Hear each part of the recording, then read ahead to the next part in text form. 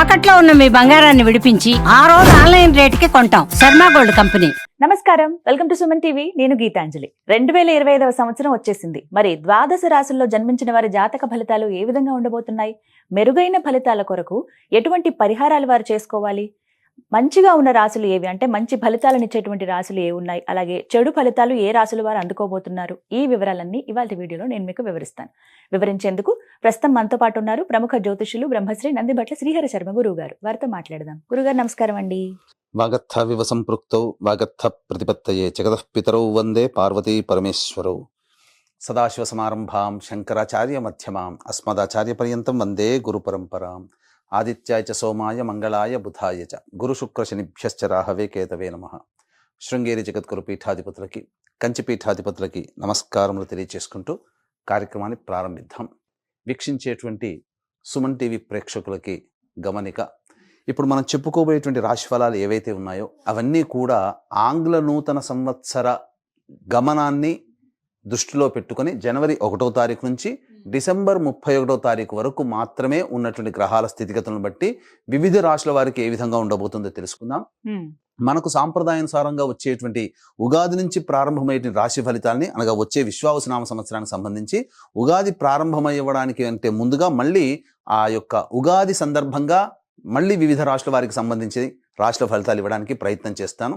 కాబట్టి ఇటువంటి దాంట్లో ప్రపంచమంతా అంగీకరిస్తున్నటువంటిది 2025 నూతన సంవత్సరం. అదేవిధంగా మనము కూడా ఆంగ్ల నూతన సంవత్సరం అనేటువంటి భావనతో ఈ యొక్క కార్యక్రమం చేస్తున్నాం. అదే ఉగాది నాడైతే మార్చి 29వ తారీఖు నుంచి మళ్ళీ 2026-28 వరకు ఉండేటువంటి గమనం వరకు ఉండేది చెప్పేటువంటిది. అవి మనం మరియు వీడియోలో తెలియజేసుకుందాం.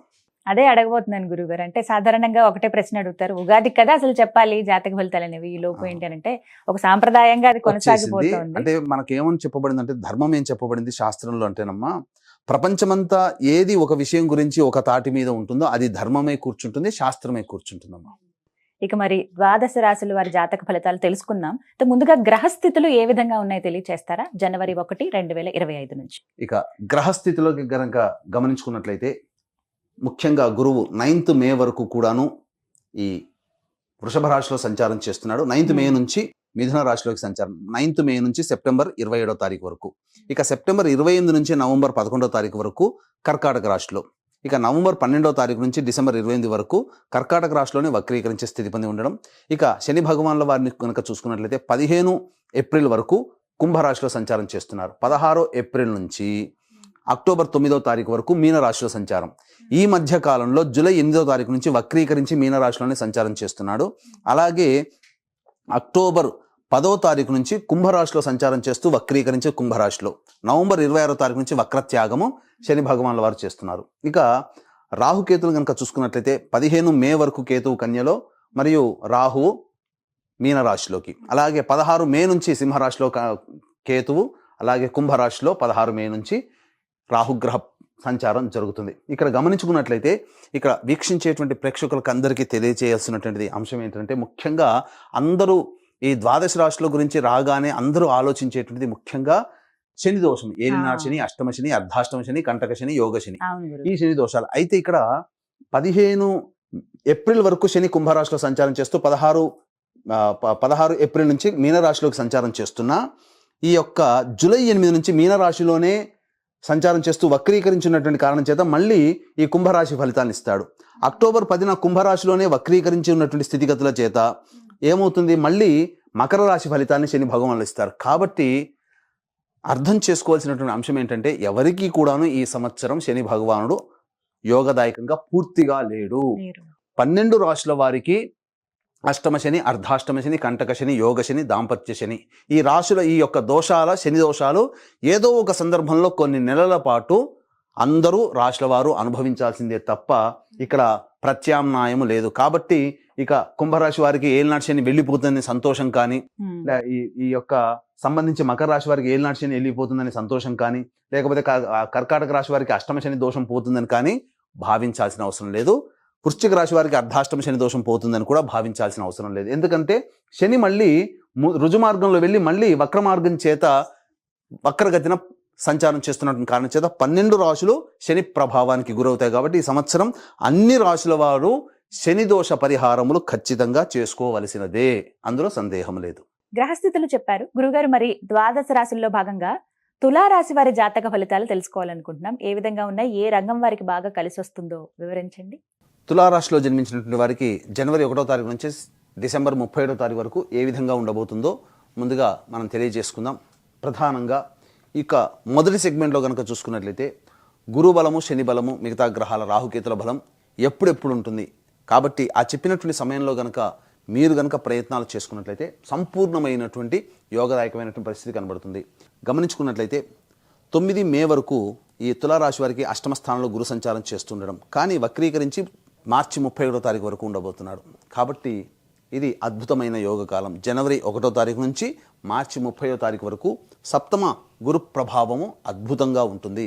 ఇక 1 ఏప్రిల్ నుంచి 9 మే వరకు మాత్రమే అష్టమ గురు ప్రభావం. తదనంతరం ఈ యొక్క మే 9 నుంచి సెప్టెంబర్ 27 వరకు నవమ గురువు, అలాగే సెప్టెంబర్ 28 నుంచి నవంబర్ 11 వరకు కర్కాటక గురువు, మళ్ళీ నవంబర్ 12 నుంచి డిసెంబర్ 28 మధ్యకాలంలో కర్కాటకంలో వక్రీకరించి ఈ యొక్క సంబంధించినటువంటి నవమ గురు ప్రభావం వెరసి చూసుకున్నట్లయితే 1 ఏప్రిల్ నుంచి మే 9వ తారీఖు వరకు మాత్రమే గడ్డు కాలం. అంటే ఒక 39 రోజులు మాత్రమే మీకు గడ్డు కాలం. మిగతా సంవత్సరం అంతా కూడా అన్ని రంగాలలో ఉన్న వాళ్ళకి గురుబలం సంపూర్ణంగా ఉంటుంది, ఇందులో సందేహము లేదు. క్లియర్ కదా? ఇక శని ప్రభావం చూద్దాం. తులారాశికి అత్యంత యోగప్రదుడు శని.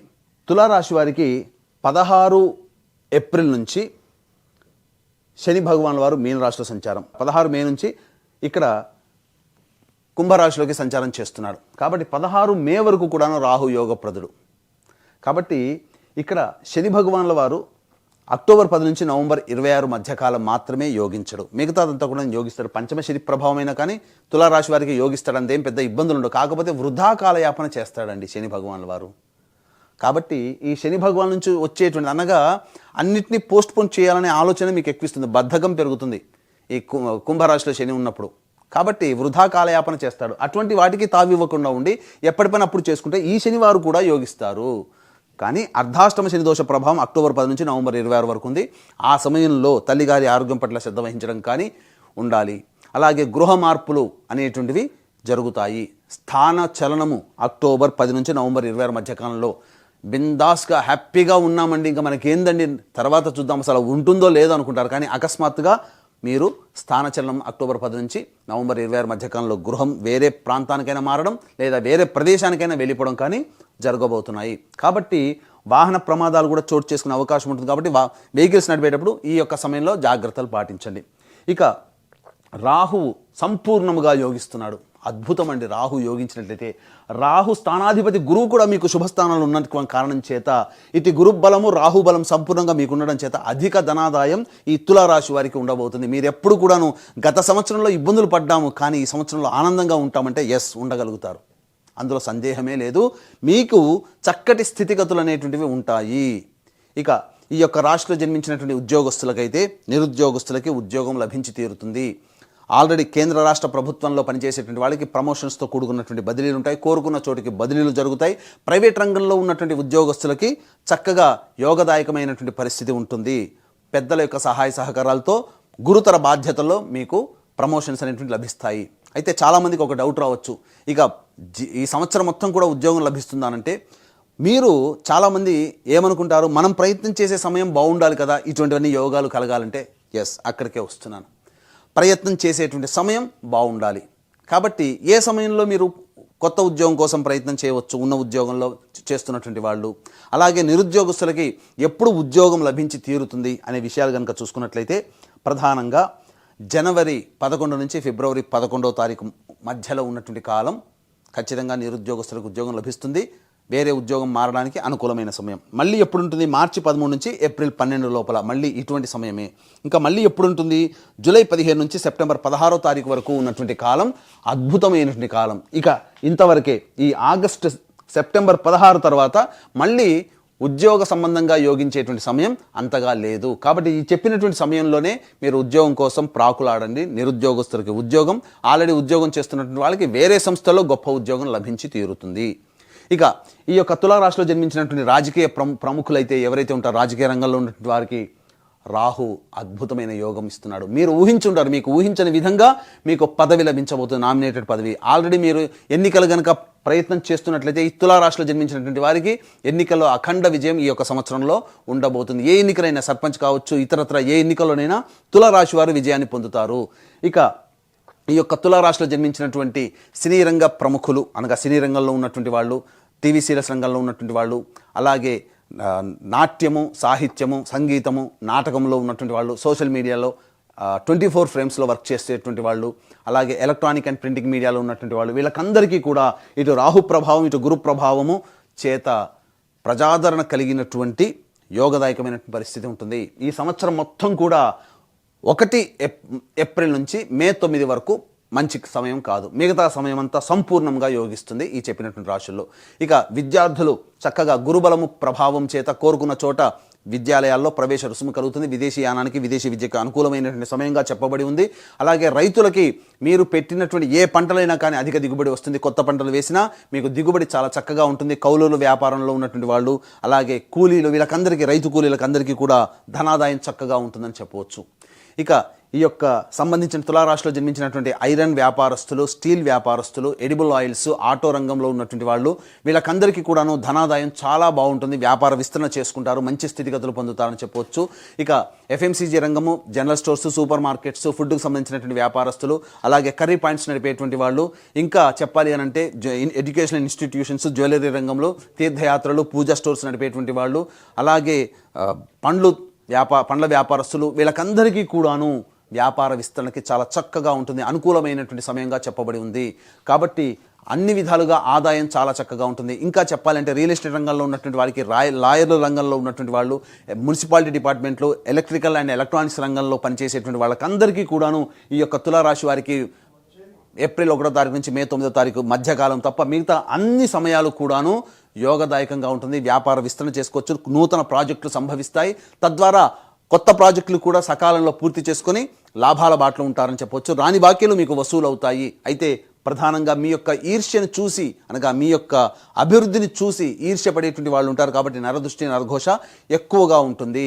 ఈ యొక్క తులారాశిలో జన్మించినటువంటి స్త్రీలకి ప్రధానంగా మంచి యోగదాయకమైనటువంటి పరిస్థితి ఉంటుంది. సంతానం కలగనటువంటి వాళ్ళకి సంతానం కలుగుతుంది. ఈ యొక్క తులారాశిలో జన్మించినటువంటి వాళ్ళకి వివాహం కానటువంటి వ్యక్తులకి, స్త్రీ పురుషులకి వివాహం నిశ్చయం అవుతుంది, దాంపత్యంలో ఉంటారు, సంతాన ప్రాప్తి కలుగుతుంది. అలాగే ఈ రాశిలో జన్మించినటువంటి స్త్రీలకి ప్రజాదరణ పెరుగుతుంది, కుటుంబ సభ్యుల్లో మీ మాటకి విలువ పెరుగుతుంది, మీ పేరు మీద స్థిర చరాస్తులు కొనుగోలు చేసేటువంటి అవకాశాలు గోచరమవుతున్నాయి. గృహోపకరణాలు, ఆభరణాలు కొనుగోలు చేసే అవకాశము, శక్తి మీకు లభిస్తుంది. తద్వారా కుటుంబ సభ్యులతో ఆనందకరమైనటువంటి జీవితాన్ని పొందుతారు. ఒక బాధ్యతాయుతమైనటువంటి శక్తి మీలో ఉంటుంది. తద్వారా మీ మాట తిరుగుండదనేటువంటి విషయాన్ని ఈ రాశిలో జన్మించినటువంటి స్త్రీలు గమనించుకోవాలి. ఎంత అయినప్పటికీ కూడాను మీ యొక్క అభివృద్ధిని చూసి ఎదుటివారి యొక్క అసూయే మీకు ఇబ్బందిగా మారే సమయం. కాబట్టి 2025 సంవత్సరంలో మీకు దైవానుగ్రహం సంపూర్ణంగా ఉండాలి, నెగిటివ్ ఎనర్జీ మీ నుంచి వెళ్ళిపోవాలనేటువంటి సదుద్దేశంతో ప్రతి నెల ఒక్కొక్క పుణ్యక్షేత్రంలో ఒక్కొక్క మంచి తిథి రోజున ఎన్నుకొని మీ గోత్రనామాదులు, మీ కుటుంబ సభ్యుల గోత్రనామాదులతో కార్యక్రమాలు చేయించడం జరుగుతుంది. సర్వదోష నివారణ పూజలు, హోమాలు. మీకు వివాహం అయితే మీ భర్త లేదా భార్య, పిల్లల జాతకం మీ మీద ప్రభావం, వివాహం కాకపోతే తల్లిదండ్రులు, తోడబుట్టిన వాళ్ళ యొక్క జాతక ప్రభావం మీ మీద ఉంటుంది. కాబట్టి ఈ తులారాశి వారికి చెప్పినటువంటి యోగాల కంటే కొన్ని అవయోగాలు ఉన్నాయంటే ఈ యొక్క కుటుంబ సభ్యుల ప్రభావం కావున. కాబట్టి ఈ సర్వదోష నివారణ పూజలు, హోమాలు అనేటివి జనవరి 13వ తారీఖు రోజున శ్రీకాళహస్తిలో కానీ, శ్రీశైలం క్షేత్రం కానీ మొదలు పెడుతున్నాం. ఇలా మొదలుపెట్టి 12 నెలల పాటు ఒక్కొక్క పుణ్యక్షేత్రంలో మీ కుటుంబ సభ్యుల గోత్రనామాలతో చేయించడం జరుగుతుంది. ఈ సంవత్సరం అంతా కూడా శని ప్రభావం అన్ని రాశుల వారికి ఉంది. కాబట్టి గత జన్మ కర్మదోష నివారణ హోమాలు కూడా జరిపించడం జరుగుతుంది. కాబట్టి అవకాశం ఉన్న వాళ్ళు ఈ యొక్క రిజిస్ట్రేషన్ సంబంధించినటువంటి వివరాలు కార్యక్రమ తదనంతరం కాంటాక్ట్ చేసి తెలుసుకోవచ్చు. అలాగే భర్త వైపు, తండ్రి వైపు 6 తరాలు, తల్లి వైపు, భార్య వైపు 3 తరాల్లో కుటుంబంలో ఏవైనా దుర్మరణాలు ఉన్నా, అలాగే కుటుంబ సభ్యులు 20 సంవత్సరాల లోపల ఏ విధంగా చనిపోయినా, liver problem, kidney problem, cancer రోగాలతో మరణించినా వాటిని పితృదోషము అని అంటారు. కాబట్టి ఇట్టి పితృదోష నివారణకి ప్రతి నెల నిజాయితీగా మన పీఠం ఆధ్వర్యంలో ఈ యొక్క పితృదోష నివారణ కార్యక్రమాలు జరిపించడం జరుగుతుంది. అవకాశం ఉన్న వాళ్ళు వివరాలు తెలుసుకోవచ్చు. తులారాశి వారి జాతకం చాలా బాగుంది ఈ సంవత్సరం అని చెబుతున్నారు. అయితే ఇంకాస్త మెరుగ్గా ఉండాలి ఫలితాలంటే గనక వారు ఎటువంటి పరిహారాలు చేసుకుంటే మంచిదంటారు? ఇక ఈ యొక్క తులారాశిలో జన్మించినటువంటి వారికి సంబంధించి సాధారణంగా అనునిత్యం ఎదురయ్యేటువంటి సమస్యల పరిష్కారం కోసం ప్రతిరోజు కూడాను సుబ్రహ్మణ్య భుజంగ స్తోత్రము, సూర్యుడికి నమస్కారం, సూర్యాష్టకం 6 సార్లు పారాయణం చేయడం, సుబ్రహ్మణ్య భుజంగ స్తోత్రం 3 సార్లు పారాయణం చేయడం అనేటువంటిది చేసుకున్నట్లయితే మరింత మెరుగైనటువంటి ఫలితాలు పొందుతారని చెప్పవచ్చు. అయితే ఇప్పుడు చెప్పినటువంటి పరిహారాల కంటే అలాగే జాతకం కంటే మీ యొక్క జీవితం విభిన్నంగా ఉన్నట్లయితే మీ యొక్క జన్మ జాతకంలో నడుస్తున్నటువంటి గ్రహ దశాంతర దశల యొక్క ప్రభావాలు కావున దగ్గరలోని మంచి ఉపాసనా పరులైనటువంటి జ్యోతిషుని సంప్రదించి వారి సలహాలు సూచనలు కనుక పాటించినట్లయితే మరింత మెరుగైన జీవితాన్ని పొందుతారని ఆశిస్తూ సర్వం శ్రీ ఉమామహేశ్వర పరబ్రహ్మార్పణమస్తు. చక్కగా వివరించారండి. ధన్యవాదాలు.